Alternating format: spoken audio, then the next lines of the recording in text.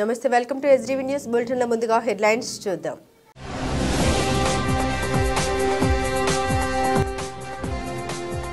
ఇంద్రకీలాద్రిపై కొలువుదీరిన శ్రీ దుర్గమ్మ వారిని దర్శించుకున్న ఆర్ఎస్ఎస్ చీఫ్ మోహన్ మధుకర్ భగవత్. దుర్గమ్మకు మోహన్ భగవత్ ప్రత్యేక పూజలు.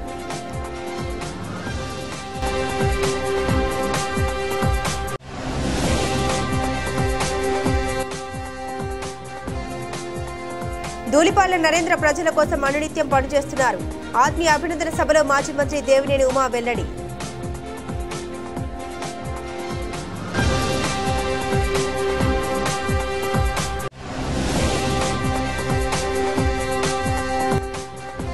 గుడివాడలో 9వ రోజు మీకోసం మీ వెనిగండ్ల ఉదయపు పర్యటన.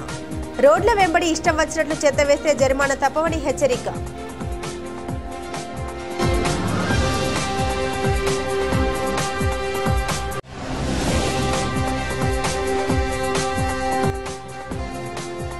సంధ్య థియేటర్ తొక్కిసలాట్టు కేసులో అరెస్టైన pan India star Allu Arjun మధ్యంతర బెయిల్ మీద రిలీజ్ అయిన ఇంటికి చేరుకున్న బన్నీ.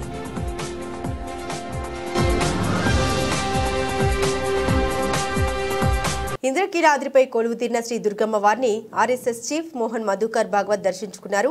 శనివారం ఉదయం అమ్మవారి ఆలయానికి ఆర్ఎస్ఎస్ చీఫ్ మోహన్ భగవత్ చేరుకోగానే రాష్ట్ర దేవాదాయ శాఖ మంత్రి ఆనం రామనారాయణ రెడ్డి, దేవాదాయ శాఖ కమిషనర్ సత్యనారాయణ, ఆలయ ఈవో కెఎస్ రామారావు పూర్ణ కుంభంతో స్వాగతం పలికారు. అనంతరం అమ్మవారి ఆలయంలో దుర్గమ్మకు మోహన్ భగవత్ ప్రత్యేక పూజలు నిర్వహించారు.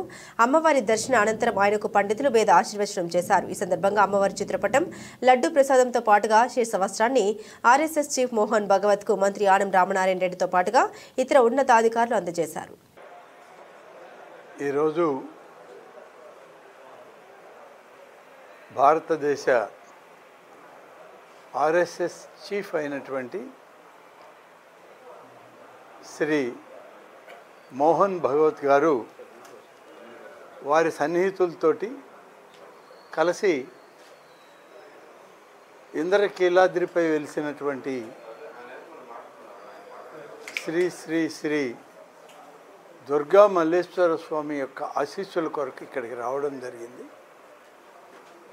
వారికి ఆలయ సాంప్రదాయాల ప్రకారం, ప్రభుత్వ సాంప్రదాయాలతోటి ఆహ్వానం పలికి అమ్మవారి దర్శనం తర్వాత వేద పండితుల యొక్క ఆశీస్సులు అందించి వారికి సగౌరవంగా గౌరవించడం జరిగింది. ముఖ్యంగా ఈరోజు భవానీ ఇలా యొక్క దీక్ష 21వ తారీఖు నుంచి 25వ తారీఖు వరకు దీక్షా విరమణ సమయం ఉంది. 5 లక్షలకు పైన భవానీలు ఇంద్రకీలాద్రిపైకి అమ్మవారి ఆశీస్సుల కొరకు వచ్చి దీక్ష విరమణ ఈ 5 రోజుల్లో జరుగుతుంది.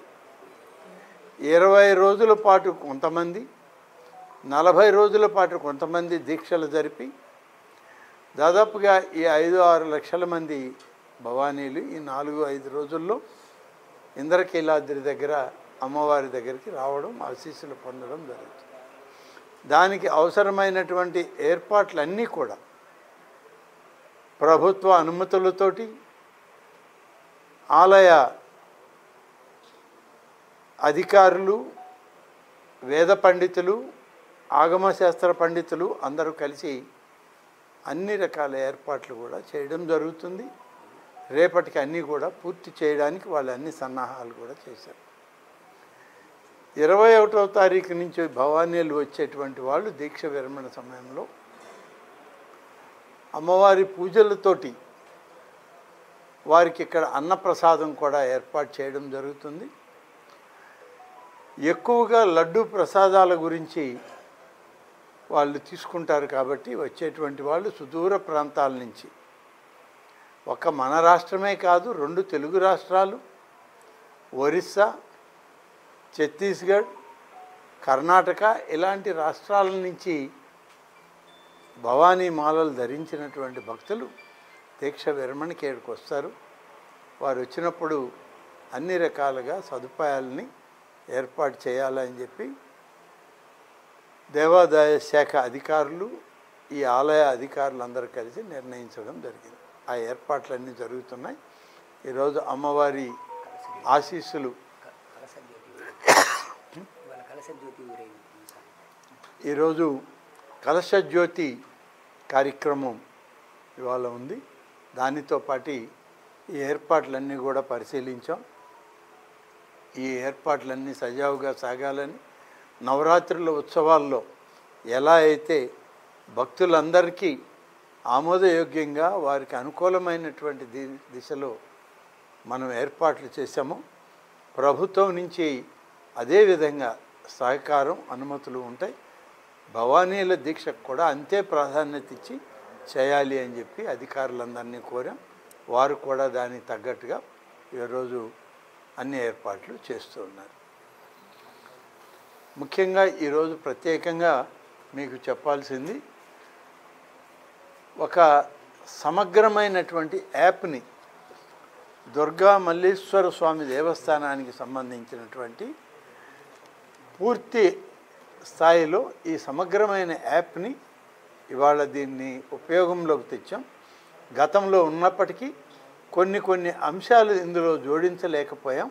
ఇవాళ అవి కూడా చేసి భక్తులకు కానీ అధికారులకు కానీ ఎలాంటి ఇబ్బందులు లేకుండా, ఎక్కడెక్కడ క్యూ లైన్లు ప్రారంభమవుతాయి, ఎక్కడ మనం వెయిటింగ్ హాల్స్ ఉన్నాయి, ఎక్కడ పార్కింగ్ ప్లేసులు ఉన్నాయి, ఎక్కడ అన్నప్రసాదాలు ఇస్తున్నారు, లడ్డూ కౌంటర్లు ఎక్కడున్నాయి, అలాగే అమ్మవారి దర్శనానికి వెళ్ళే క్యూ లైన్ల కౌంటర్లు కూడా ఎక్కడెక్కడ ఉన్నాయి అనేటువంటిది అన్నిటికీ సంబంధించిన సమగ్రమైనటువంటి యాప్ని ఈరోజు విడుదల చేశాం.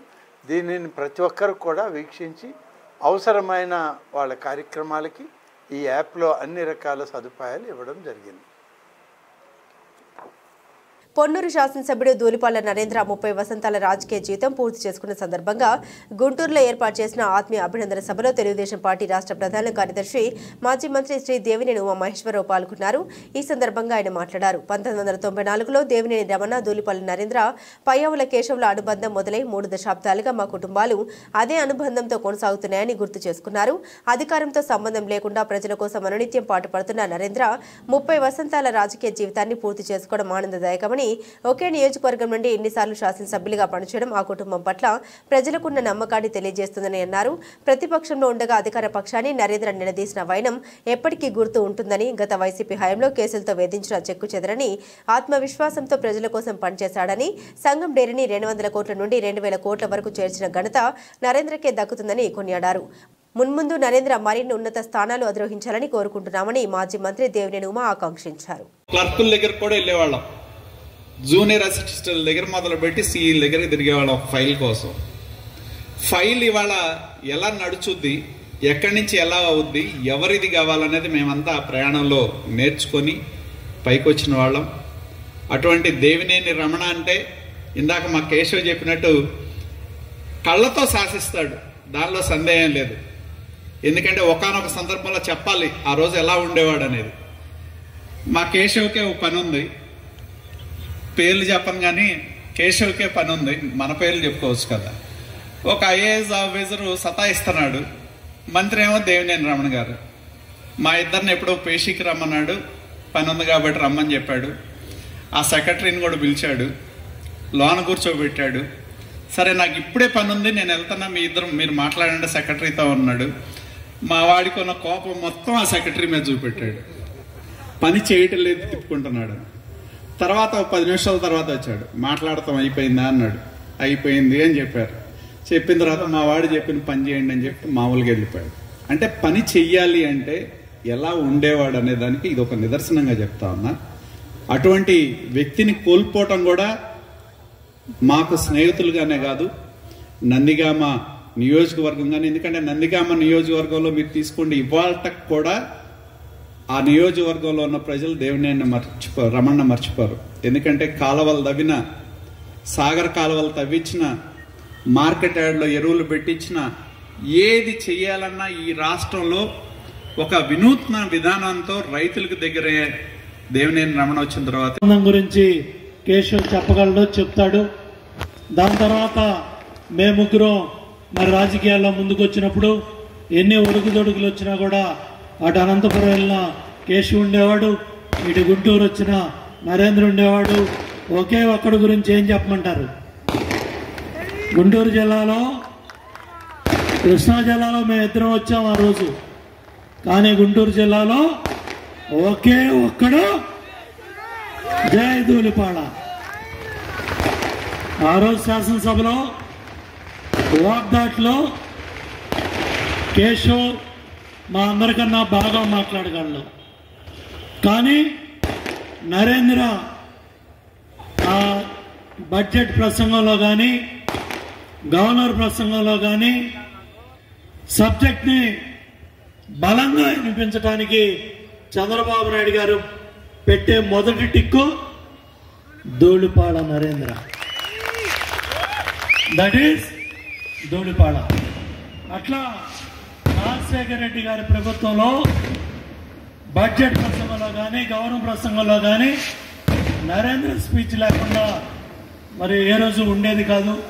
ఆయన తీసుకొచ్చే సబ్జెక్ట్ కానీ తయారు చేసే విధానం కానీ ప్రజెంట్ చేసే విధానం కానీ ఇందాక శ్రవణ్ కుమార్ దగ్గర నుంచి, ప్రవీణ్ దగ్గర నుంచి, మరి శ్రీధర్ దగ్గర నుంచి, అట్లాగే రాజా గారు, వీళ్ళందరూ పెద్దలు, చాలామంది నాయకులు, సీనియర్ శాసనసభ్యుల గురించి మాట్లాడాలంటే ఆలోచిస్తూ ఉన్నాం. ఒక్కటి చెప్పాలనుకుంటున్నా, ఇందాకే ఉమా చెప్పాడు, అసెంబ్లీలో మాట్లాడాలి అంటే మా నరేంద్రే మాట్లాడాలి అని. కానీ ముఖ్యమంత్రి మామూలుగా మేము మాట్లాడితే ఎమ్మెల్యేలు అడ్డుపడడం చూసాం, మంత్రులు అడ్డుకోవడం చూసాం. ప్రతిపక్షంలో మేము మాట్లాడితే అధికారంలో ఉన్న ఎమ్మెల్యేలు అడ్డుపడతారు, అధికార పార్టీ మంత్రులు అడ్డుపడతారు.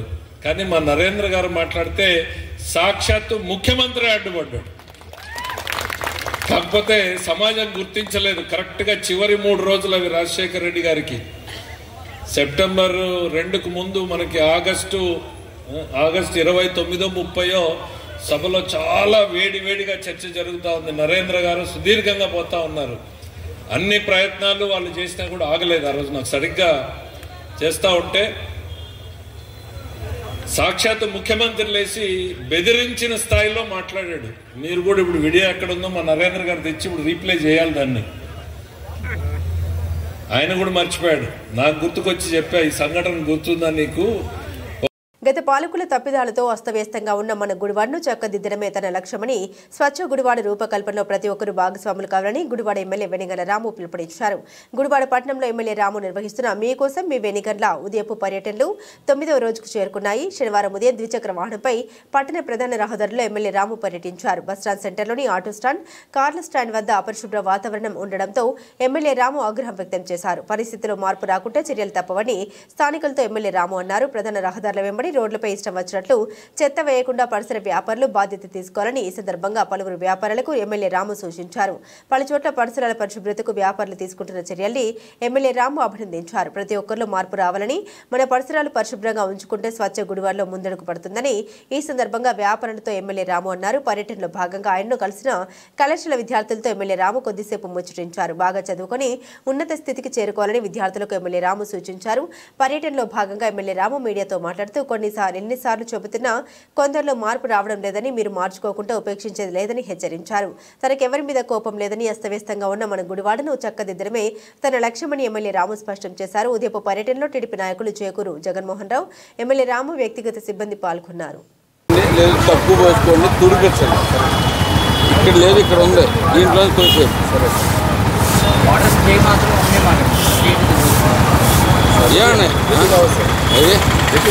తీపిచ్చేయండి, ఇప్పుడు చేయించండి కదా ఈ మధ్య. ఎవరు చెప్పింది నేనని చేసేస్తాను ముందే. ఇగో అమ్మా, నీళ్ళన్నీ ఉండకూడదు, చక్కగా నీట్గా శుభ్రంగా ఉండాలి. ఏంటి అయితే అది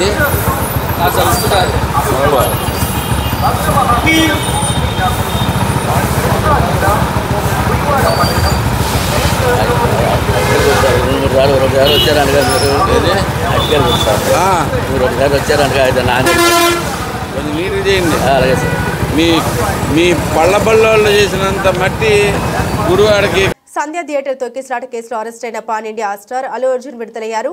మధ్యంతర బెయిల్ మీద రిలీజ్ అయిన బన్నీ ఇంటికి చేరుకున్నారు. దీంతో ఆయన్ను పరామర్శించేందుకు గాను సినీ ప్రముఖులు ఇంటికి వీచేస్తున్నారు. ఇప్పటికే పుష్ప మూవీ ప్రొడ్యూసర్స్ నవీన్ ఎర్నేని, రవిశంకర్ తో పాటు డైరెక్టర్ సుకుమార్ బన్నీని కలిశారు. యంగ్ హీరో విజయ్ దేవరకొండతో పాటు ఇతర ఇండస్ట్రీ ప్రముఖులు ఆయన కలిసేందుకు వస్తున్నారని తెలిసింది. మరోవైపు పుష్పరాజ్ విడుదలతో అభిమానులు సంతోషంలో మునిగిపోయారు. అయితే అరెస్టు నుండి రిలీజ్ వరకు ఒక అంశం మాత్రం హైలైట్ గా నిలిచిందని చెప్పాలి. అదే Bunny T shirt. Thank you everybody. Andarki namaste. I like to first thank everybody from all over the country for all your love and support. Thank you each and everybody from all the industries, all the states and all the Indians across the world. Thank you so much for your love and support. I'm very humbled. And I like to thank all my fans for their immense love and support. Thank you. I'm safe. Nothing to worry. I'm doing well. Thank you very much.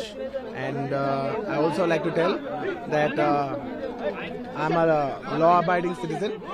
I respect the law, and I will cooperate with them, and I'll do the needful. And very importantly, I would like to give my condolences once again to the family. It is very unfortunate that we went to watch a film and there was an accident, that is totally unintentional. We went to watch a movie and, due to an unfortunate accident, there's been a loss of a person. And we're always very sorry for whatever's genuinely happened. And it's purely out of my personal control. And I've been doing it for that for the last 20 years. Last 20 years I've been going to watch my films, and I've been to that place not just only for my film but for my uncle's films. I've been there more than 30 times in my life. Never something like this has ever happened. It is purely accidental, purely unfortunate, and I will be there for the family to support them in whatever way I can. We can never cover the loss of the death of a person, but in whatever possible way I will be there for the family to support them. And once again, I like to thank each and every one of you from all over. बहुत शुक्रिया सबके लिए. అందరికీ ప్రతి ఒక్కరికి చూసే ప్రతి ఒక్కరికి మనస్ఫూర్తిగా ధన్యవాదాలు తెలియజేసుకుంటున్నాను. Thank you. మంత్రి నారా లోకేష్ చేపట్టిన ప్రజా దర్బార్లో ప్రజల విన్నపాలు వెల్లివిరిశాయి. సమస్యలు పరిష్కరిస్తామని మంత్రి హామీ ఇచ్చారు. వేధింపుల కేసులో కుమారుడి ఆత్మహత్యకు కారణమైన వైసీపీ నేతలపై చర్యలు తీసుకోవాలని మంత్రి లోకేష్ అధికారులకు ఆదేశాలు జారీ చేశారు. పెన్షన్ మంజూరు చేయాలని, ఉద్యోగ ఉపాధి అవకాశాలు కల్పించాలని, వైద్య సహాయం అందించాలని, కబ్జాదారుల నుండి తమ భూముల్ని కాపాడాలంటూ విద్యా ఐటీ శాఖల మంత్రి నారా లోకేష్ ను కలిసి ప్రజలు విజ్ఞప్తి చేశారు. ఉండవల్లిలోని నివాసంలో 51వ రోజు మంత్రి నారా లోకేష్ ప్రజా దర్బార్కు రాష్ట్ర వ్యాప్తంగా ప్రజలు తరలివచ్చారు. మంత్రి లోకేష్ ను స్వయంగా కలిసి తమ సమస్యలు విన్నవించారు. ప్రతి ఒక్కరు విజ్ఞప్తిని పరిశీలించిన మంత్రి సమస్యల పరిష్కారానికి కృషి చేస్తామని హామీ ఇచ్చారు. వేధింపులతో తన కుమారుడి ఆత్మహత్యకు కారణమైన వైసీపీ నాయకులపై చర్యలు తీసుకుని తనకు న్యాయం చేయాలని శ్రీ సత్యసాయి జిల్లా బుక్కపట్నం చెందిన ఎం ఓబులమ్మ మంత్రి నారా లోకేష్ ను కలిసి విజ్ఞప్తి చేశారు. వైసీపీ నాయకుడు ఈదరపల్లి రామ్మోహన్ వేధింపుల కారణంగా తన కుమారుడు మేకల గౌతమ్ ఆత్మహత్యకు పాల్పడ్డాడు. నిందితుడిపై బుక్కపట్నం పోలీస్ స్టేషన్లో ఫిర్యాదు చేశాం. అయితే కేసు ఉపసంహరించుకోవాలని, లేని పక్షంలో కుటుంబ సభ్యుల్ని అంతమొందిస్తామంటూ రామ్మోహన్ వేధింపులకు పాల్పడుతున్నారు. పోలీసుల దృష్టికి తీసుకెళ్లగా నామమాత్రపు చర్యలతో సరిపెడుతున్నారు. విచారించి తమకు న్యాయం చేయడంతో పాటు ప్రాణరక్షణ కల్పించాలని కోరారు. పరిశీలించి తగిన చర్యలు తీసుకుంటామని మంత్రి హామీ ఇచ్చారు.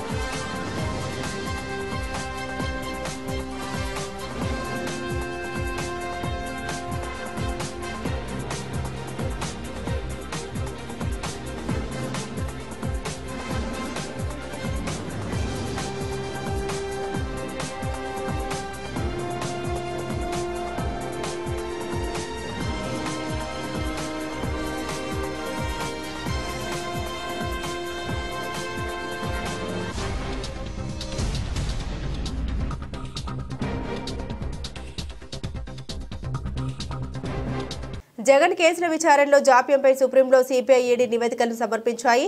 కేసుల జాప్యానికి గల కారణాలను అఫిడవిట్లో సిబిఐ వివరించింది. సిబిఐ ఈడీ ఇచ్చిన నివేదికలను పరిశీలించిన తర్వాత తీర్పు ఇస్తామని జస్టిస్ అభయోక పంకజ్ మిట్టల్ ధర్మాసనం తెలిపింది. తదుపరి విచారణ జనవరి 10కి సుప్రీం ధర్మాసనం వాయిదా వేసింది. మాజీ ముఖ్యమంత్రి వైఎస్ జగన్మోహన్ రెడ్డి అక్రమ ఆస్తులు బెయిల్ రద్దుపై సుప్రీంకోర్టులో శుక్రవారం విచారణ జరిగింది. జగన్ కేసుల విచారణలో జాప్యంపై సుప్రీంలో సిబిఐ ఈడీ నివేదికలు దాఖలు చేశాయి. కేసుల జాప్యానికి గల కారణాలను అఫిడవిట్లో సిబిఐ వివరించింది. జగన్ అక్రమాస్తుల కేసు విచారణను వేరే రాష్ట్రానికి బదిలీ చేయడంతో పాటు జగన్ బెయిల్ రద్దు చేయాలని AP deputy speaker Raghurama Krishnam Raju petition దాఖలు చేసిన విషయం తెలిసిందే. రఘురామ పిటిషన్పై శుక్రవారం సుప్రీం ధర్మాసనం విచారణ జరిపింది. జగన్ కేసుల విచారణలో ఎందుకు జాప్యం జరుగుతుందని గతంలో ధర్మాసనం ప్రశ్నించింది. కేసుల స్టేటస్ ను వివరిస్తూ నివేదిక ఇవ్వాలని గతంలో సిబిఐ ఈడీలను ధర్మాసనం ఆదేశించింది. సుప్రీం ఆదేశాల మేరకు శుక్రవారం సిబిఐ నివేదికను దాఖలు చేసింది.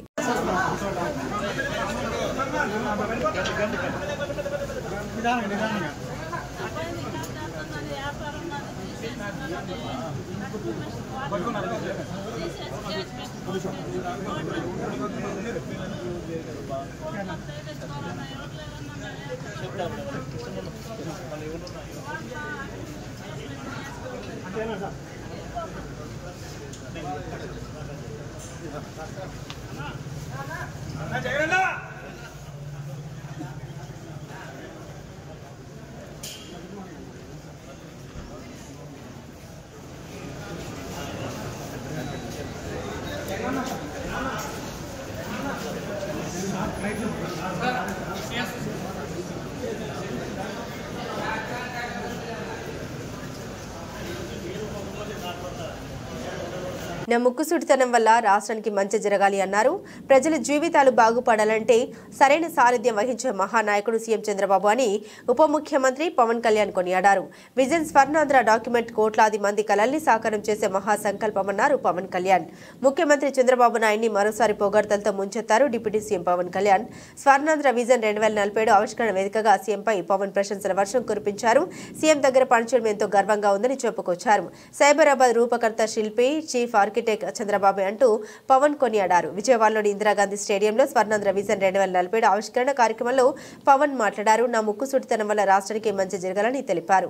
ప్రజల జీవితాలు బాగుపడాలంటే సరైన సారథ్యం వహించే మహానాయకుడు సీఎం చంద్రబాబు అని ముఖ్యమంత్రి కొనియాడారు. విజన్ స్వర్ణాంధ్ర డాక్యుమెంట్ కోట్లాది మంది కలల్ని సాకారం చేసే మహాసంకల్పమన్నారు. పార్టీ పెట్టి తాను నలిగిన తర్వాతే చంద్రబాబు విలువేంటో మరింత తెలిసి ఆయనపై అపార గౌరవం పెరిగిందని చెప్పుకొచ్చారు.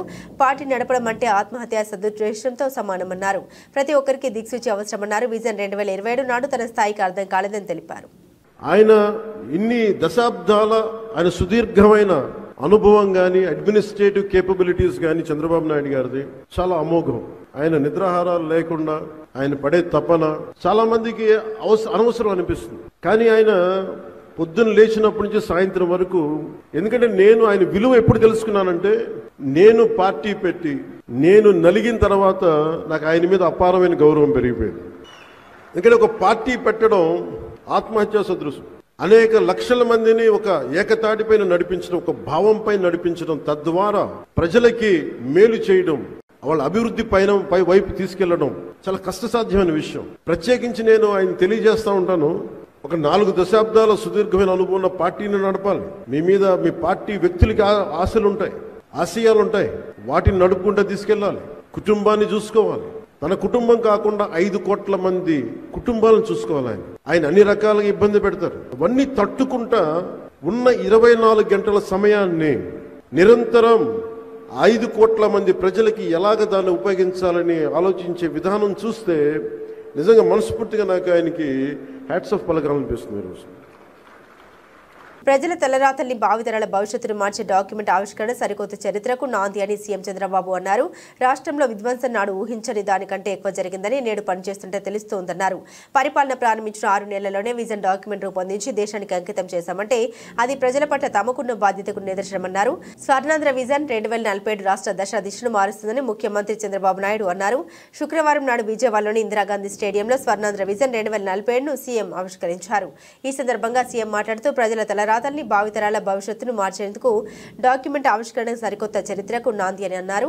రాష్ట్రంలో విధ్వంసం నాడు ఊహించని దానికంటే ఎక్కువ జరిగిందని నేడు పనిచేస్తుంటే తెలుస్తోందన్నారు. పరిపాలన ప్రారంభించిన 6 నెలల్లోనే విజన్ డాక్యుమెంట్ రూపొందించి దేశానికి అంకితం చేశామంటే అది ప్రజల పట్ల తమకున్న బాధ్యతకు నిదర్శనమన్నారు.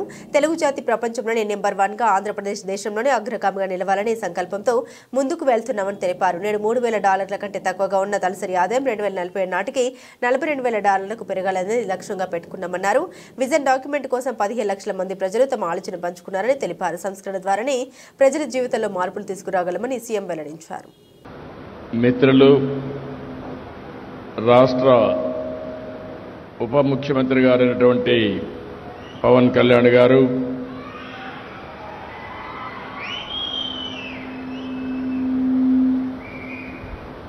వేదిక పైన బీజేపీ నాయకులు, సహచర మంత్రివర్గ సభ్యులు గౌరవనీయులు సత్యకుమార్ గారు, గౌరవనీయులు ఫైనాన్స్ అండ్ ప్లానింగ్ శాఖ మంత్రులు పయ్యావుల కేశవ్ గారు,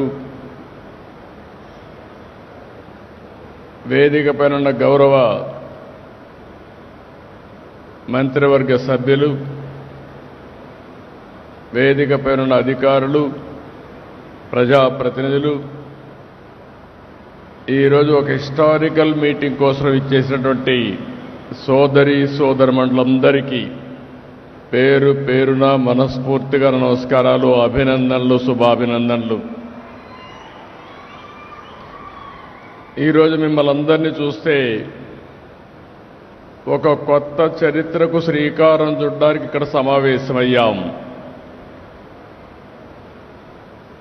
అలాంటి ప్రత్యేకత ఈరోజు చరిత్రలో ఎప్పుడూ మిగిలిపోయే విధంగా ఉంటుంది. రాష్ట్ర దశ దిశ మార్చే స్వర్ణాంధ్ర 2047 విజన్ని ఈరోజు ఆవిష్కరిస్తున్నాం. ఇందులో మీరు ఒక్కసారి చూస్తే ప్రపంచంలోనే తెలుగు జాతిని నెంబర్ 1గా తేయడానికి ఈరోజు బీజం పడింది, ఆవిష్కరణ జరిగింది. ఇది సాధ్యం అవుతుందని చెప్పి మరొకసారి మీ అందరికీ విజ్ఞప్తి చేస్తున్నారు. ప్రజల తలరాతల్ని, భావితరాల భవిష్యత్తును మార్చబోతుంది ఈ స్వర్ణాంధ్రప్రదేశ్ విజన్ డాక్యుమెంట్. ఇంతటి గొప్ప కార్యక్రమంలో భాగస్వాములైన మిమ్మల్ని అందరినీ పేరు పేరున అభినందిస్తున్నా. మిమ్మల్నే కాకుండా రాష్ట్రంలో, దేశంలో, విదేశాల్లో ఉన్న తెలుగు వారందరినీ మరొక్కసారి మనస్ఫూర్తిగా అభినందనలు, ధన్యవాదాలు. ఇప్పుడే పవన్ కళ్యాణ్ గారు కొన్ని విషయాలు మాట్లాడారు. నేను చాలా ఎన్నికలు చూశాను, కానీ 2024 ఎన్నికలకు ఒక ప్రత్యేకత ఉంది. 78 నుంచి నేను ప్రత్యక్షంగా ఎన్నికల్లో భాగస్వామినయ్యాను. అనేక ఎన్నికల్లో మేము పోటీ చేశాం. కానీ మొట్టమొదటిసారిగా ఒకసారి చూస్తే 2024లో 93% సక్సెస్ రేట్తో 57% ఓట్లు పడిన ఏకైక ఎన్నిక నా జీవితంలో 2024 అని చెప్పి మరొకసారి మీ అందరికీ విజ్ఞప్తి చేస్తున్నా. ప్రజల్లో ఆ రోజుండే వాస్తవ పరిస్థితిని ముందుగానే అవగాహన చేసుకున్న పవన్ కళ్యాణ్ గారు ఒకే మాట అన్నారు, నేను ఎప్పుడు కూడా మర్చిపోలేను. ఎట్టి పరిస్థితుల్లో అపోజిషన్ ఓటు డివైడ్ కావడానికి వీలు లేదు. కలిసి ఉంటే బలం ఉంటుంది. కలిసి పనిచేస్తామని ఘంటాపదంగా చెప్పి ముందుకు నడిపించిన వ్యక్తి పవన్ కళ్యాణ్ గారని చెప్పి కూడా నేను మీకు తెలియజేస్తున్నా. 2014లో చూశాను, 2024లో చూశాను. 2 సార్లు కూడా నాకేమొస్తుందని కాకుండా రాష్ట్రానికి ఏ మేలు జరుగుతుందని ఆలోచించి పూర్తిగా సహకరించారు. అలాంటి ఒక మంచి మిత్రుడు ఉండడం చాలా సంతోషదాయకం అని చెప్పి కూడా నేను మీకు తెలియజేస్తున్నాను. మొన్న ఎన్నికల్లో మీరు ఒకసారి చూస్తే ఒక పక్క జనసేన అధినేత పవన్ కళ్యాణ్ గారు, ఇంకో పక్క నరేంద్ర మోడీ గారు ప్రధానమంత్రిగా బీజేపీ పార్టీ ముగ్గురం కలిసి పోటీ చేశాం. ఈ రాష్ట్ర అభివృద్ధి కోసం తప్ప ఇంకొక ఆలోచన లేదని చెప్పి కూడా నేను మీకు తెలియజేస్తున్నాను. ఆ రోజు రాష్ట్రంలో చాలా అనుభవంతో ఉండే నాకే అర్థం కాని పరిస్థితి. ఎంత విధ్వంసం జరిగిందో ఆ రోజు ఊహించాం, కానీ ఈరోజు పనిచేస్తా ఉంటే మా ఊహల కంటే ఎక్కువగా విధ్వంసం జరిగింది. 6 నెలల సమయంలో ఇప్పటికి మీరు ఒకసారి చూస్తే. బులెటిన్ ముగించే ముందు హెడ్లైన్స్ మరోసారి.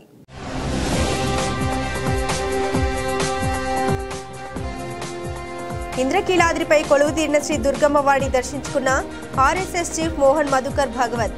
దుర్గమ్మకు మోహన్ భాగవత్ ప్రత్యేక పూజలు.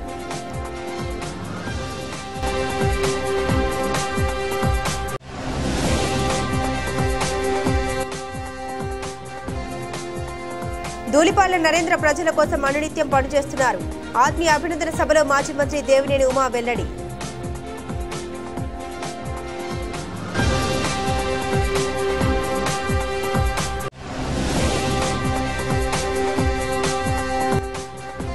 గుడివాడలో 9వ రోజు మీకోసం మీ వెనిగండ్ల ఉదయపు పర్యటన.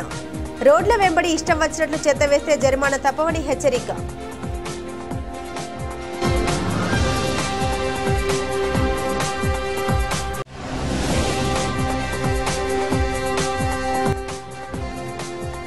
సంధ్య థియేటర్ తొక్కిసలాట్లు కేసులో అరెస్టైన pan India star Allu Arjun మధ్యంతర బెయిల్ మీద రిలీజ్ అయిన ఇంటికి చేరుకున్న బడి.